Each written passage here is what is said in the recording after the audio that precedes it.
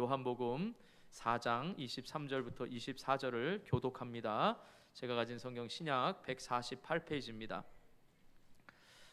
아버지께 참되게 예배하는 자들은 영과 진리로 예배할 때가 오나니 곧 이때라.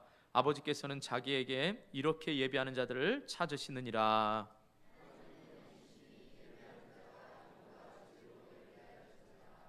네, 우리 한 군데 더 봅니다. 로마서 12장 1절입니다. 256페이지고 지금 찾고 계시는 분은 스크린을 보시는 게 좋을 것 같습니다. 자, 우리 함께 봉독하겠습니다. 시작. 그러므로 형제들아, 내가 하나님의 모든 자비하심으로 너희를 권하노니 너희 몸을 하나님이 기뻐하시는 거룩한 산 제물로 드리라. 이는 너희가 드릴 영적 예배니라. 아멘. 우리 좌우 앞뒤에 있는 분들 축복하면서 인사하겠습니다. 영과 진리로 예배 드리시기 바랍니다. 한 번 더 축복하겠습니다. 당신의 삶에서 진정한 예배자로 사시기 바랍니다. 네, 오늘 옆에 앉는 분들도 새로운 분들이에요. 그러니까 여러분 그냥 축복하면 인사하면 됩니다. 늘 이 축복의 말씀이 말씀의 핵심이고, 여러분 주일마다 이 말씀으로 축복하고 이 입술의 고백처럼 이 말의 권세가 저와 여러분의 삶을 이끌어갈 수 있기를 주님의 이름으로 축복합니다. 우리는 지난주에 창립 53주년 감사 예배를 드렸습니다. 정확한 날은 금요일 16일이었습니다. 53년 전에 하나님께서 김포 제일교회 작은 구역을 통하여서 이제 교회를 세우시고 하나님의 나라를 확장시켜 가고 있습니다. 이제 제가 온 지 만 2년이 지나고, 그때 우리 교회의 본질을 위해서 제가 부임하고서 2년 동안에 계속해서 한 3개월, 6개월간은 예배에 대해서 강조를 했습니다. 하나님과의 관계 회복이 우리 인생의 회복이고, 교회의 본질과 우리의 삶의 본질이 예배이기 때문에 예배를 회복하는 것이 바로 교회를 회복하는 것이다 라는 이 말씀에 근거해서 제가 예배를 강조했습니다. 그래서 우리는 지난주에 바로 살아있는 예배가 되는 교회가 되기 위해서 예배에 대해서 말씀을 나눴습니다. 요한복음 4장을 중심으로 해서 예배는 교회와 우리 인간의 본질이다 라고 말씀을 드렸고, 예배는 하나님이 기뻐 받으셔야지 내 중심의 예배가 돼서는 안 된다라는 겁니다. 내가 보기에 좋았고, 내가 듣기에 좋았고, 내가 보니까 말씀이 은혜가 됐다, 이건 내 기준으로 생각해서는 안 되는 겁니다. 예배는 하나님이 기쁘게 받으셔야 되는 겁니다. 그렇다면 하나님이 기쁘게 받으시는 예배는 어떤 예배냐? 바로 영과 진리로 예배를 드리는 겁니다. 그래서 제가 예배를 선포할 때마다 늘 이 말씀을 가지고 요한복음 4장 우리 23절과 24절의 말씀으로 예배를 선포하고 있습니다. 그렇다면 영과 진리로 예배를 드리는 게 어떤 예배냐? 바로 우리의 형식이 아니고 우리의 외형적인 모습이 아니라 우리의 마음 속에 있는 정말 영적인 마음, 우리의 마음의 본심, 우리의 마음의 중심이 하나님을 향해 있어야 하나님이 그 예배를 기쁘게 받으시고, 근데 그 마음의 중심을 알기 위해서는 바로 하나님과 예수 그리스도에 대한 진리를 아는 이 지식 위에 예배를 드릴 수 있다라고 말씀을 드렸습니다. 하나님이 천지를 창조하시고 하나님이 우리를 위하여 예수 그리스도를 보내주신 이 진리를 모르는 사람, 지금도 하나님이 살아계시고 우리의 삶을 오른손으로 붙들어 가고 계시고 우리를 여기까지 인도하셔서 우리와 관계를 회복시키기 위해서, 하나님이 관계를 회복시키기 위해서 찾는 한 사람, 그 예배자, 그 자리로 우리를 불러주신 그 하나님의 은혜를 모르고서는 하나님을 올바로 예배할 수가 없다라는 사실입니다. 여러분 이 사실을 믿으십니까? 이렇게 예배는 시작이 된다라고 말씀을 드렸습니다.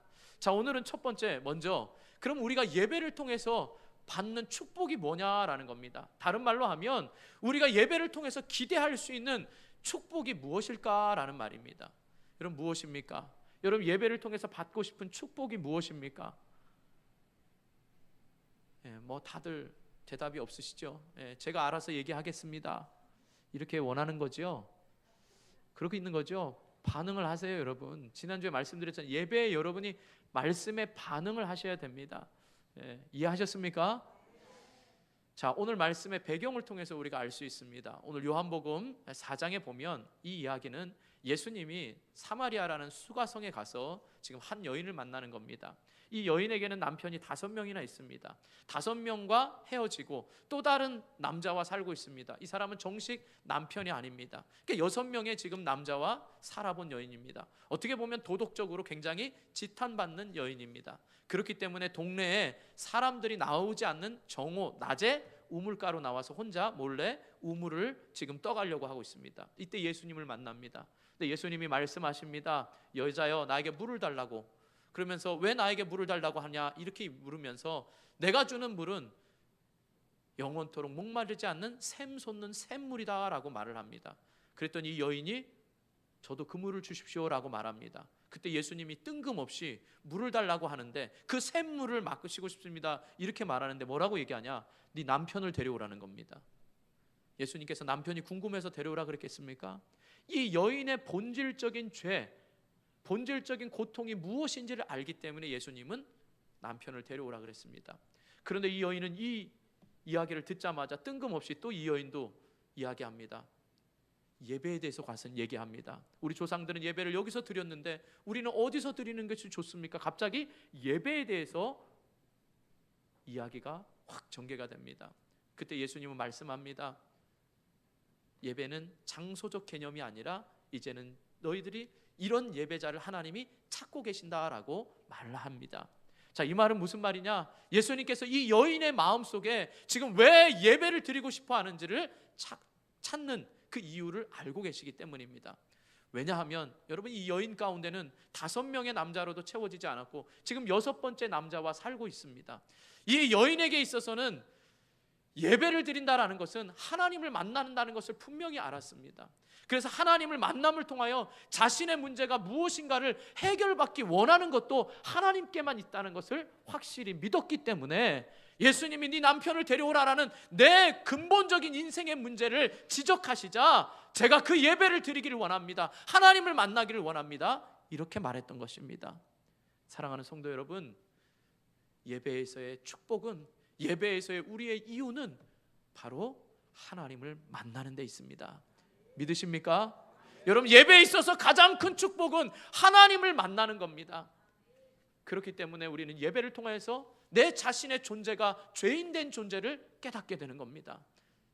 그리고 내가 믿음 없이 살아가면서 낙심하고 좌절하면서 살아계신 하나님이 있음에도 불구하고 하나님이 없는 것처럼 살아가는 이 땅에서 다시 한번 하나님을 만남으로 믿음이 회복되어서 내가 그리스도인으로서, 신앙인으로서 이 땅에서 살아가게 되는 겁니다.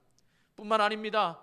세상의 가치관 가운데서 부와 명예만 있으면 이 땅에서 잘 사는 것처럼 생각하며 살아가는 이 땅에서 하나님 나라의 가치관으로 살아가며 저 천국을 소망을 두며 살아간다는 것이 예배를 통하여서 깨달아지는 겁니다.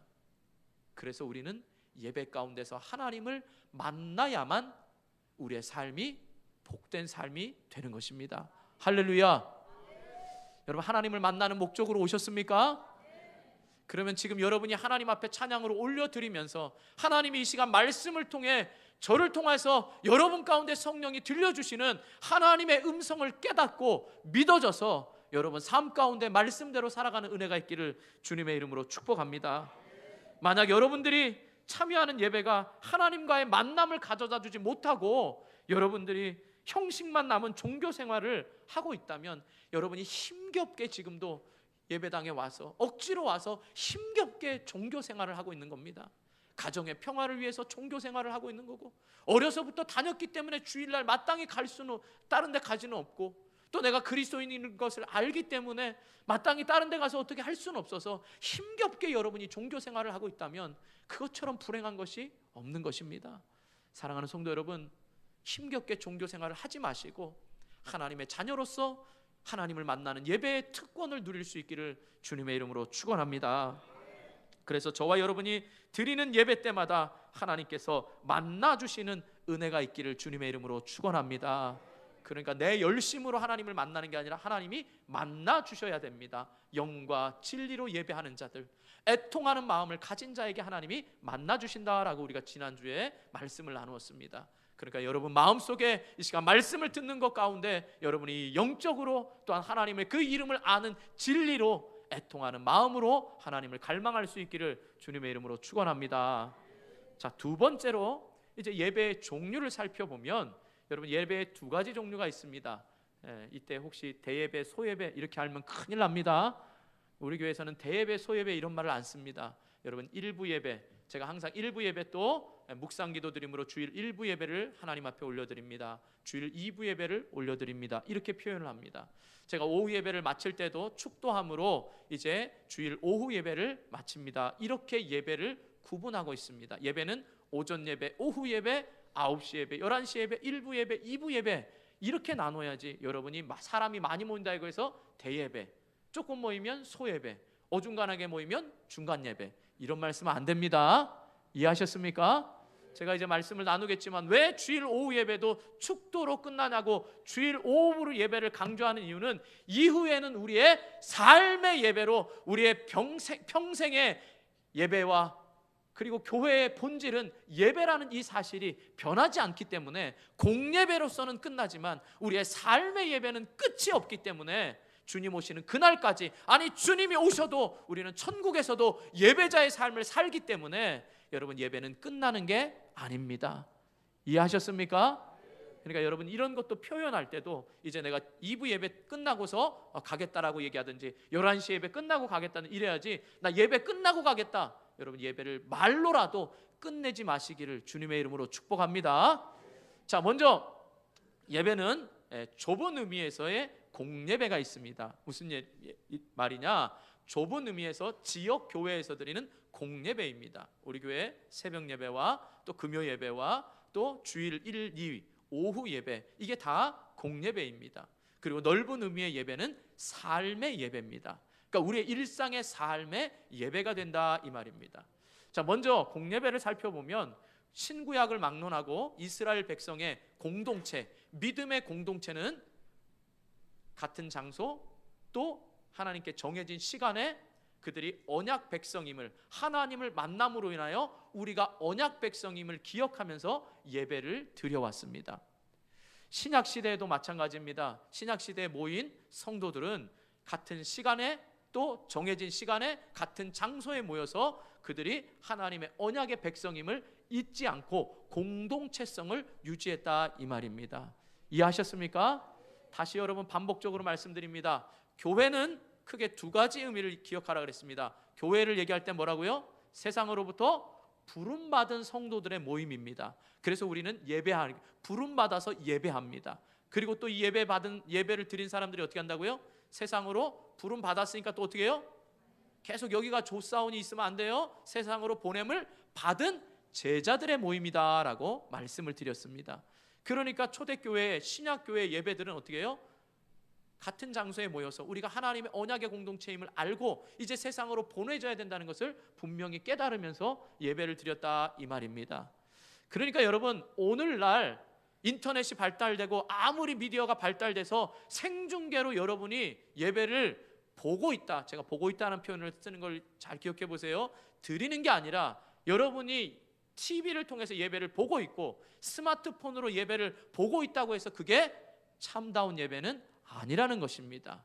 예배는 분명히 공동체 안에서 정해진 시간에 같은 자리에 모여서 하나님을 경험하면서 우리가 언약의 공동체 안에 있음을 인정하고서 드리는 예배만이 참다운 공예배가 되는 거다 이 말입니다. 이해하셨습니까? 이것도 모르는 사람들이 하나님은 어디나 계시니까 아무 때나 예배 드린다, 그것은 삶의 예배를 드릴 때 말하는 거지 공예배를 드리는 게 아닙니다. 여러분 주일 성수를 얘기할 때 공예배를 얘기하지 내 삶에 나 큐티했다 이렇게 아닙니다. 나 오늘 간증 들었다 이게 아닙니다. 여러분 분명히 지역교회에, 여러분이 소속된 교회에 정해진 공적 시간에 같은 장소에 모여서 공적 예배를 드리는 것이 바로 여러분이 예배를 드렸다라고 말하는 거고 주일 성수했다라고 말하는 것입니다. 이해하셨습니까? 자, 그렇다면 이제 넓은 의미의 예배를 좀 살펴보면 자, 12장 로마서 12장 1절 보시기 바랍니다. 이제 로마서를 좀 펼쳐 놓으시면 좋겠어요. 로마서 12장 1절 같이 읽습니다. 시작.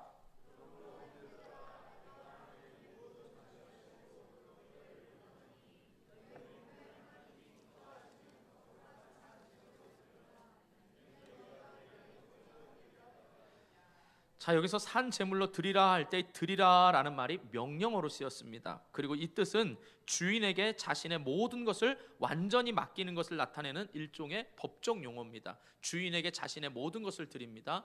그런데 여기서 그러므로라고 시작이 되죠. 접속사가 1장부터 11장까지는 믿음으로 의롭다 하심을 얻는다는 겁니다. 그러니까 그러므로 연결되는 이 말은 뭐겠어요? 믿음으로 의롭다 하심을 입은 모든 그리스도인들은 우리의 인생의 주인 되신 하나님 앞에 우리의 몸과 우리의 삶을 드리는 것이 마땅하다라는 것입니다.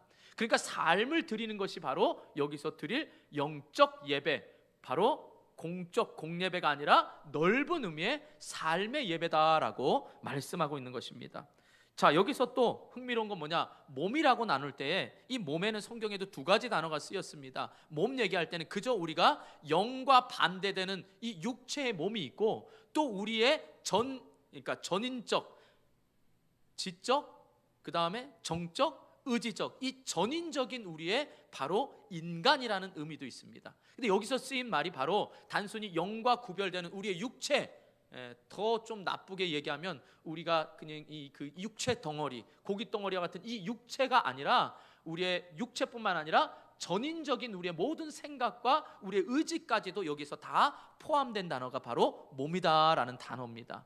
그러니까 여기서 뭡니까? 우리가 구약의 제사와 신약의 제사 사이에 중요한 차이점은 뭐냐? 구약 시대에는 여러분 사람들이 자신들의 생계 수단인 뭐요? 소나 염소나 양을 드렸죠. 기억하십니까? 말씀에 반응하세요. 어제 힘들으셨어요? 어쩌다 제가 졸 수는 있다고 말했죠. 그러나 계속 조는 건 뭐예요? 여러분의 영혼이 죽어가고 있는 거예요. 그러니까 죽어가는 영혼 바라보지 말고, 그것도 방조죄가 됩니다. 여러분 옆에 사람 찔러서라도 깨우셔야 됩니다. 아셨습니까? 내가 모르는 사람인데요, 싸움 나거나 수하려고 소송 걸면 저한테 말하면 됩니다. 아셨습니까? 이게 지금 다 녹화가 되고 있으니까, 녹음도 되고 있으니까 책임은 제가 질 테니까 하여간 영혼이 죽어가고 있는 방조죄를 그냥 내버려 두지 마시길 바랍니다. 말씀에 반응하세요. 여러분 예배 5가지 요소 말씀드렸어요 지난주에. 그래서 4가지 요소는 우리가 올려드리는 거예요. 그러나 우리가 하나님으로부터 받는 이 말씀의 시간만큼은 여러분이 수동적으로 있지 말고 말씀에 반응하고 아멘 하셔서 하나님께 드릴 수 있기를, 말씀에 반응할 수 있기를 축복합니다. 자, 여기서의 몸이 그렇다면 구약에서는 다 이 짐승, 우리가 기르는 가축을 흠 없는 것으로 잡아서 죽였습니다. 그런데 신약에서는 어떻게 해요? 이것을 산 제물로 드리라라고 오늘 바울이 말씀하는 겁니다. 그러니까 구약에서는 짐승을 잡아 죽였기 때문에, 죽여서 그 연기를 하나님이 받으셔서 흠양하셔서 그것은 죽은 제사라고 말하는 거고, 신약에는 우리의 몸, 전 인격을 드리는 거기 때문에 살아있는 제사, 이렇게 구별을 하는 겁니다. 그런데 이거 어떻게 보면 로마 시대에 그리스도인들을 핍박하면서 구실을 대려고 이렇게 얘기했죠. 성찬식 아시죠 여러분? 성찬식을 예수님의 살과 피를 먹는다 이러니까 이 예수님의 살과 피를 의미를 알지 못하는 사람들은 뭐예요? 저 그리스도인들은 식인종이다. 예수님의, 그러니까 사람의 인육을 먹고 막 이런 얘기들이 나도는 거예요. 그러니까 지금 오늘 이 말씀도 여러분 우리가 산 제물로 드려라 라고 말할 때, 그럼 우리가 산 제물이 돼서 우리도 인신 제사를 드려야 되냐? 여러분 이렇게 생각하면 안 되는 겁니다. 여기에서의 산 제물이라는 것은 제가 말한 대로 우리의 몸이 전 인격적인 우리의 생각, 우리의 의지, 우리의 물질뿐만 아니라 우리의 모든 행동에 있어서 이것을 드리라 이 말인 것입니다. 이해하셨습니까?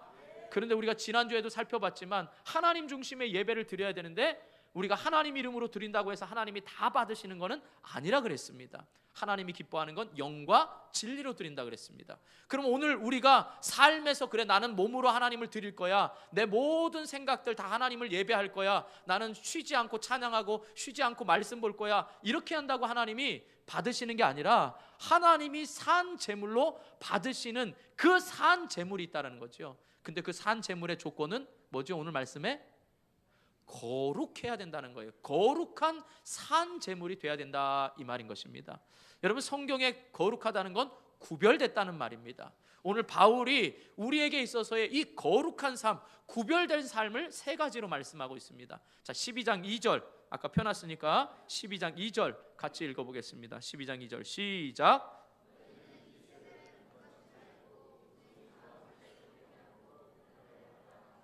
하나님의 선하시고 기뻐하시고 온전하신 뜻이 무엇인지 분별하도록 하라. 자, 하나님께서 받으시는 산 제물은 뭐예요? 우리가 거룩해야 된다라는 거죠. 그 거룩의 첫 번째가 뭐예요? 이 세대를 본받지 않는 겁니다. 자, 이 세대는 어떤 세대입니까? 그 과거의 초대교회 세대가 아니라 오늘 우리가 살고 있는 이 시점에 하나님 없이 살아가는 사람들의 악한 풍습과 가치관을 따라가지 말라라는 거죠. 하나님 없이 살아가는 사람들의 모습, 돈이 최고고 남을 이겨야만 승리하는 것 같고, 이런 사람들의 가치관 속에서 우리가 이 사람들의 풍습을 쫓지 않고 구별된 삶이 바로 산 제물이 되는 겁니다. 두 번째는 뭐죠? 새 사람을 입어 변화를 받는 거예요. 이게 뭐예요? 하나님의 자녀가 됐으니까 이제 세상 사람들이 생각하는 사람과의 관계 속에서 살아가는 이 관계가 계속해서 변화를 받아야 되는데, 누구에까지 변화를 돼야 되냐? 예수님을 닮아가는 삶을 살아야 됩니다. 예수님이 제일 먼저 우리에게 너희는 나를 배우라 본받으라 라고 할 때 뭐라고 했죠? 나는 마음이 온유하고 겸손하니 나의 멍에를 배우고 메고 뭐요? 나를 따르라 그랬잖아요. 그러니까 여러분, 우리 가운데서는 온유가 뭐예요? 말씀 안에서 잘 통제된 게 제가 온유라고 말했잖아요. 사람을 대할 때 부드럽게 대하는 게 온유가 아니라 내 본성은 있어요. 이 마치 야생마가 잘 길들여진 야생마가 온유라고 말씀을 드렸습니다. 내 본성은 있습니다. 내 마음에 어떤 유전적으로 오는 부모로부터 물려받은 유전적인 열정이 있을 수 있고요. 교육을 통해서 내가 가지고 있는 내 습성들이 있습니다. 그런데 이것이 하나님의 말씀 안에서 통제가 되어서 써야 될 때와 쓰지 않아야 될 때를 구별해서, 불의에 대해서는 화를 낼 줄 알아도 그러지 않은 데서는 사랑과 인내가 나타날 수 있도록 온유함이 있어야 된다 이 말이죠. 내가 더 가졌지만, 내가 더 있는 것 같지만 군림하지 않고 예수님이 섬겼던 것처럼 그 섬김의 모습을 보이는, 바로 변화받는 삶을 끊임없이 예수님의 인격을 닮아가는 것이 바로 우리의 산 제물이다 이 말이죠. 마지막으로 뭡니까? 하나님의 선하시고 온전하시고 기뻐하신 뜻이 무엇인지 분별하랍니다. 제가 이 말 자주 말했죠. 분별하라. 원어로 보거나 영어로 보면 뭐요? 프루브, 증명하라는 겁니다. 너희가 이 세상의 가치관을 따라 살지 아니하며 예수님의 성품을 따라 살면서 하나님의 기쁘신 뜻이 무엇인지 너희들이 삶으로 증명하라 이 말입니다. 그러니까 삶으로 내가 증명하면서, 우리 아버지 이런 분이다, 우리 아버지 나에게 이렇게 가르쳐줬다, 너희는 이렇게 살지, 내 아버지는 이런 분이야 라고 살면서 증명하는 것이 바로 우리가 산 제물이 되는 거다 이 말인 것입니다. 그러니까 하나님이 기뻐하시는 산 제물은 이 세상 풍속을 쫓지 아니하면서 살아가는 삶입니다. 늘 이 땅을 살아가면서 사람과의 관계 속에서 예수님의 인격으로 닮아가는 삶이 바로 거룩한 산 제물이 되는 겁니다. 또한 그런 삶을 우리가 삶으로 보여주는 것이 우리가 드려지는 산 제물이다 이 말입니다. 지난주에 말씀드렸지만 예배는 중간이 없습니다. 80점, 90점 잘 드린 겁니다. 세상은 90점, 95점, 99점이 돼도 만족하지만 예배는 하나님이 받으시거나 안 받으시거나 둘 중에 하나입니다. 쉽게 말하면 100점 아니면 빵점입니다. 그렇다면 우리의 산 제물, 여러분의 삶은 어떻습니까? 여러분이 공예배에 와서 지금 예배 시간에는 다 여러분이 나는 예수 믿는 사람이야, 나의 지나간 일주일의 과거는 묻지 마세요. 과거는 묻지 마세요. 내 지금 삶은 얼마나 아름다운지 모릅니다.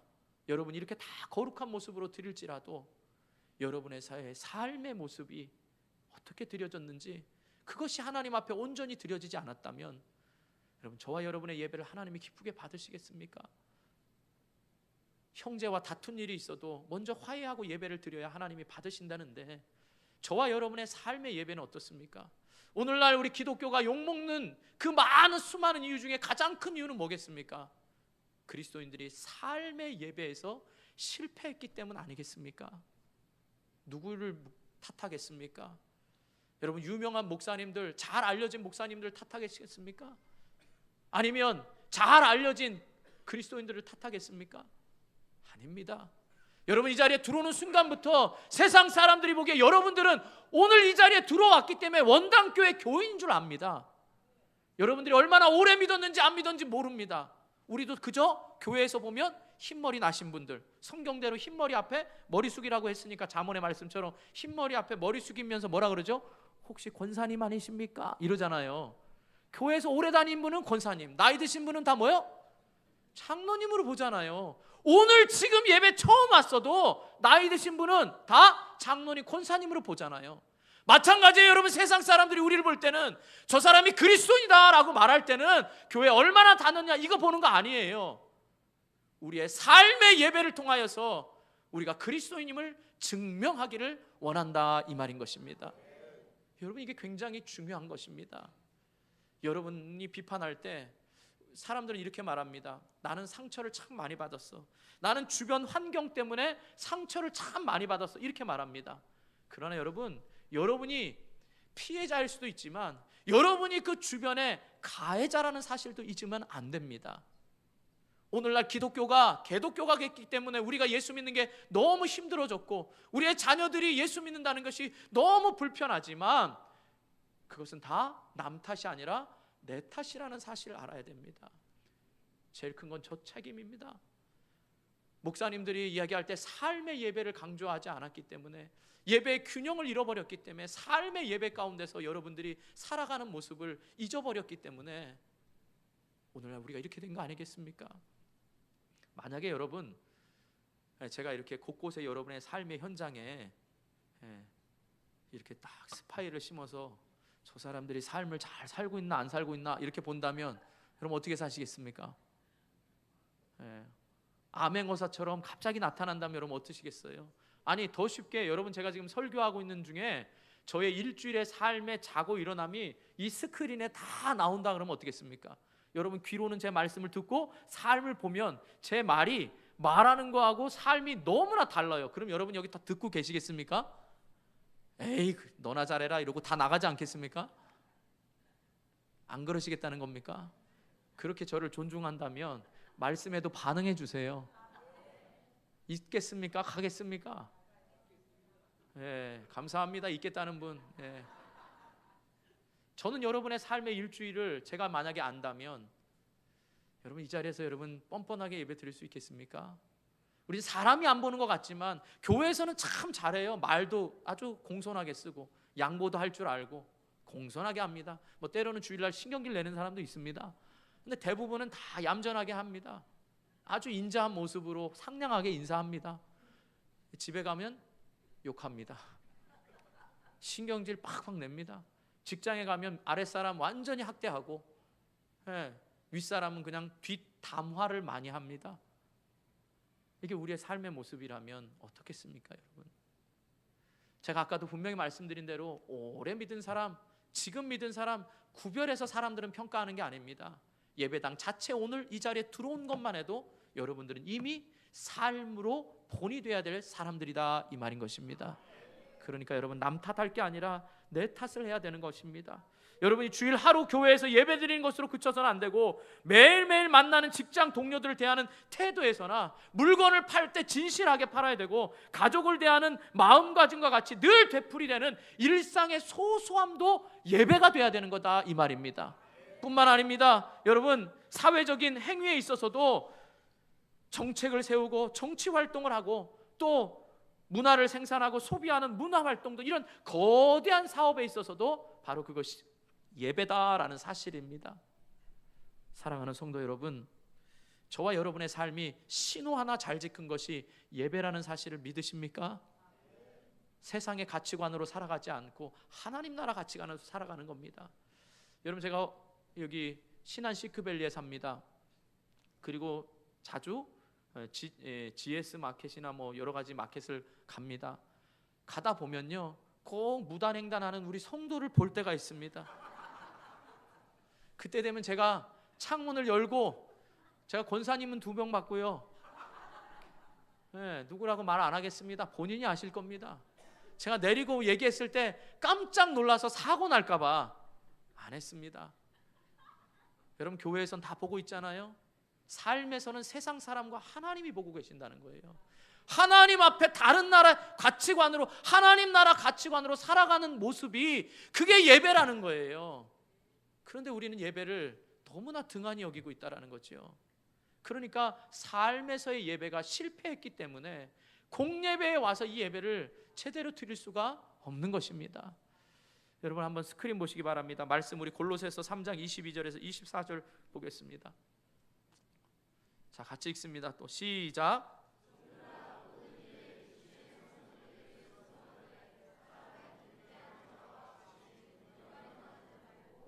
오직 주를 두려워하여 성실한 마음으로 하라. 무슨 일을 하든지 마음을 다하여 주께 하듯 하고 사람에게 하듯 하지 말라. 이는 기업의 상을 주께 받을 줄 아나니 너희는 주 그리스도를 섬기느니라. 아멘. 바울이 골로새 교회를 향하여 이 직업이, 성도의 직업은 어떤 것이든지 예배가 될 수 있다는 것을 강조하는 말씀입니다. 오늘 여기 종은 노예를 얘기합니다. 엄밀히 말하면 노예는 직업이 아닙니다. 물건 취급당합니다. 짐승 취급만도 못합니다. 그런데 여러분, 놀랍게도 초대교회 성도들은 약 70%가량이 노예 출신이었거나 노예였던 사람들이 예수님을 믿었습니다. 여러분, 우리나라 초대교회, 한국교회사에도 보면 여러분, 양반님들이 예수를 많이 믿었을까요? 평민이나 이렇게 좀 뭐라 그럴까요? 좀 신분이 천한 사람이 예수를 잘 믿었을까요? 신분이 천한 사람 믿었겠죠. 왜 믿었을까요? 양반들은 자기의 기득권을 포기해야 되잖아요. 주님이 모든 영혼은 평등하다고 말하고, 어떻게 오히려 높아지고자 하거든 뭐요? 섬기라고 하고, 이렇게 말하는데 양반들이 좋아하겠습니까? 반대로 어떻게 해요? 낮은 사람들은 좋아하겠죠. 이게 당연한 이치 아니겠습니까? 무슨 말인지 알겠죠? 자, 그러면 당시에 노예들이, 그리스도인들이 많았다는 거예요. 그럼 뭐겠습니까? 너희들 우리에게 평등하게 돼야 돼, 말씀이 이래, 이렇게 말한 게 아니라요, 지금 내가 노예임에도 불구하고 나를 학대하고 짐승 취급하는 그 주인을, 주님을 섬기듯이 했다, 이 말이에요. 그렇게 예배자의 삶을 살았다, 이 말입니다. 그렇기 때문에 로마인들이 볼 때 저 사람들은 그리스도인이다, 저 사람들은 예수님을 쫓는 사람들이다, 저 사람의 삶은 우리의 가치관과 다르다라고 인정한 거 아니겠습니까? 그렇다면 노예들이 하나님을 예배하는 그 삶을 살았다면, 그래서 로마에 그리스도인이라는 이 이름이 각인되었다면, 오늘날 예수를 믿는 우리나라의 수많은 그리스도인들이 죽게 하듯 하고 작은 일에 예배자로 살았다면, 여러분, 오늘날 우리가 이렇게 교회 안에서만 그쵸, 이렇게 살아라, 이렇게 살아라라고 외치는 교회 안에서의만 거룩성이 아니라 세상에 날아가서 우리가 거룩한 존재로 자신 있고 떳떳하게 살지 않았겠습니까? 여러분, 세상에서 나는 그리스도인입니다 라고 말할 수 있겠습니까? 이것이 얼마나 자랑스러운 이름인지 떳떳하게 살 수 있겠습니까? 누구든 그리스도인이 아니면 부끄러울 정도로 난 그리스도인입니다 라고 말할 수 있겠습니까?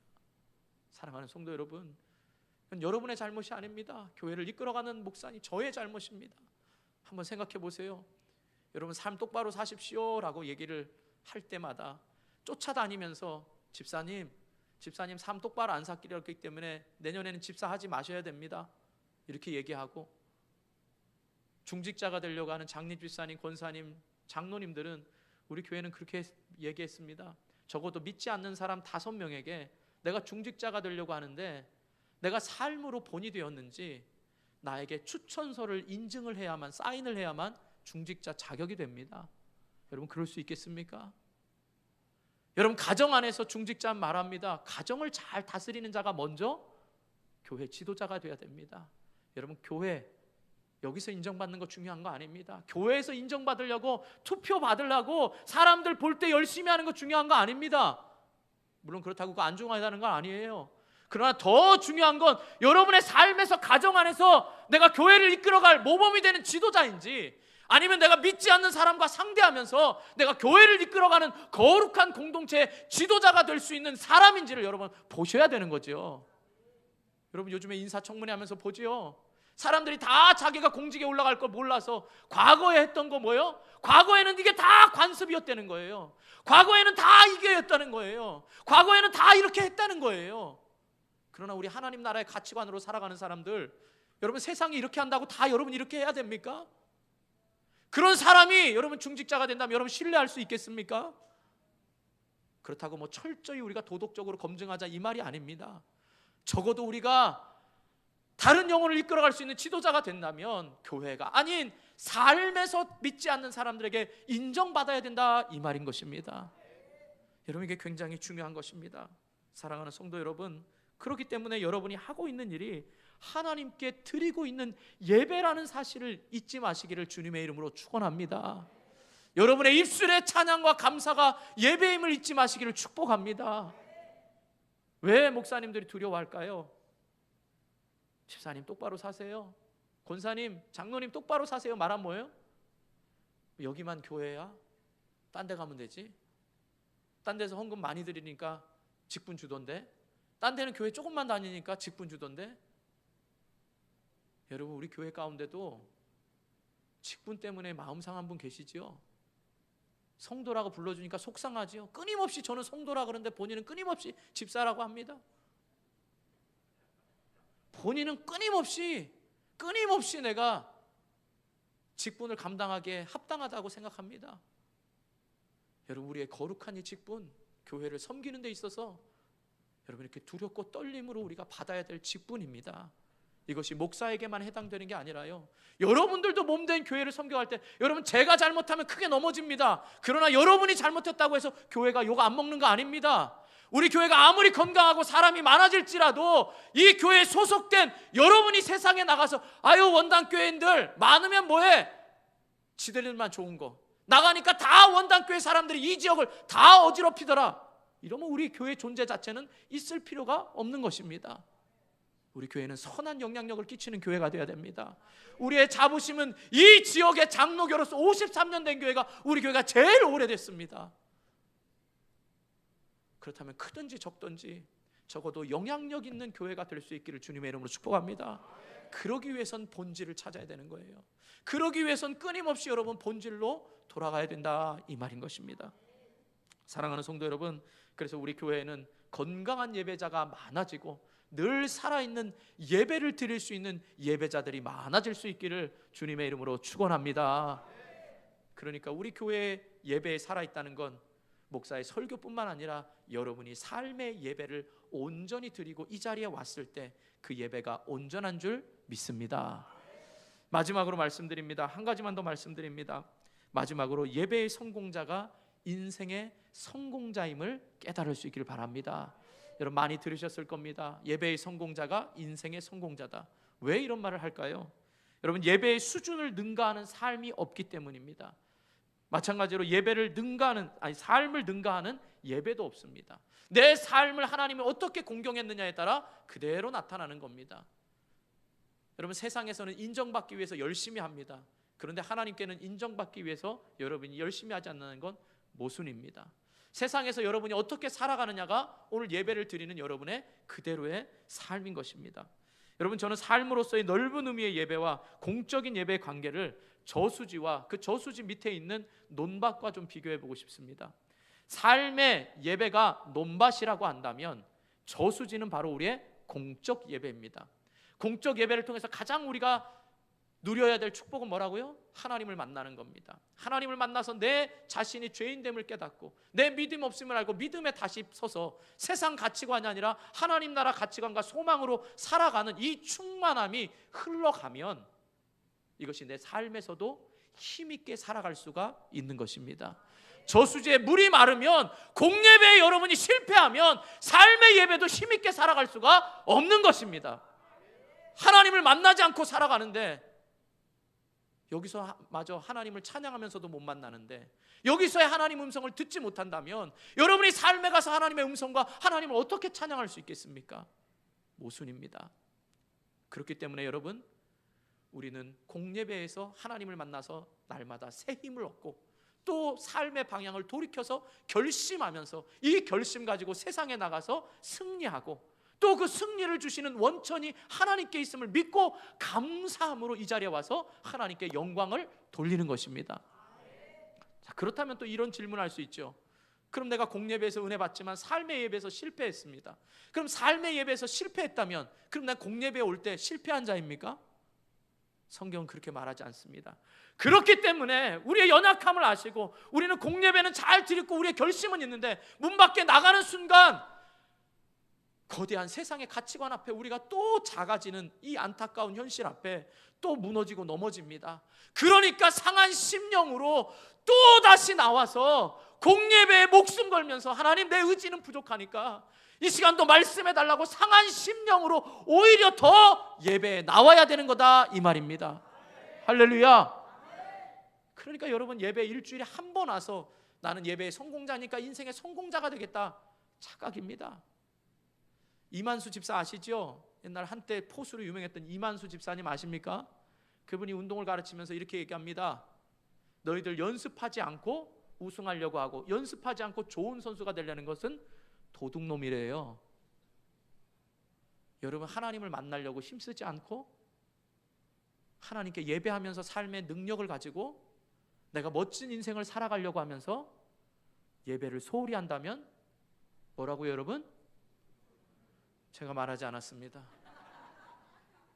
여러분들 스스로 생각하셔서 내가 지금 인생의 성공자가 되려고 하는데 예배의 성공자가 되려고 힘쓰고 있는지, 나는 인생에 성공하려고 하면서 하나님과의 관계에 있어서는 멀어지고 있는지를 깨달을 수 있기를 축복합니다. 그래서 교회에서 드리는 공예배 가운데서 여러분 부지런히 말씀대로 깨닫고 행해야 되는 것입니다. 하나님이 찾으시는 예배, 찾는다 그랬죠. 이 찾는 걸 뭐라고 얘기했습니까? 하나님이 단순히 찾는 게 아니라 관계를 가지려고, 우리의 인생과 하나님과의 관계를 회복시키려고 하나님이 찾는다 그랬어요. 우리 인생이 왜 불행하다 그랬죠? 지난주에 또 해야 됩니까? 요 인간이 범죄하여 하나님을 떠났기 때문에 불행한 거예요. 이 떠난 인생, 하나님은 다시 우리를 관계를 회복시키시려고 찾으신다는 거예요. 그렇다면 우리의 예배 가운데서는 말씀대로 싸워 승리한 것이 있다면 그 말씀을 붙들게 하신 하나님께 감사하시고, 내가 실패했다면 실패한 걸로 좌절하는 게 아니라 오히려 더 상한 심령을 가지고 와서 하나님 만나는 데 힘쓸 수 있기를 주님의 이름으로 축복합니다.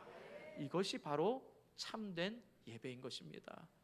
여러분, 우리의 공적인 예배에만 여러분이 집중하지 마시고 이제는 잃어버린 삶의 예배에서 여러분의 작은 행동, 말, 이것이 예배라는 사실을 깨달아서 원당교회 성도로서도 부끄럽지 않을 뿐만 아니라 여러분이 그리스도인으로서도 부끄럽지 않게 살아가셔서 나는 언제나 피해자야 이렇게 생각하지 마시고 내가 가해자라는 사실도 잊지 마시고 하나님이 찾으시는 예배자, 하나님이 기뻐하시는 예배를 드리는 우리 원당교회가 다 될 수 있기를 주님의 이름으로 축원합니다.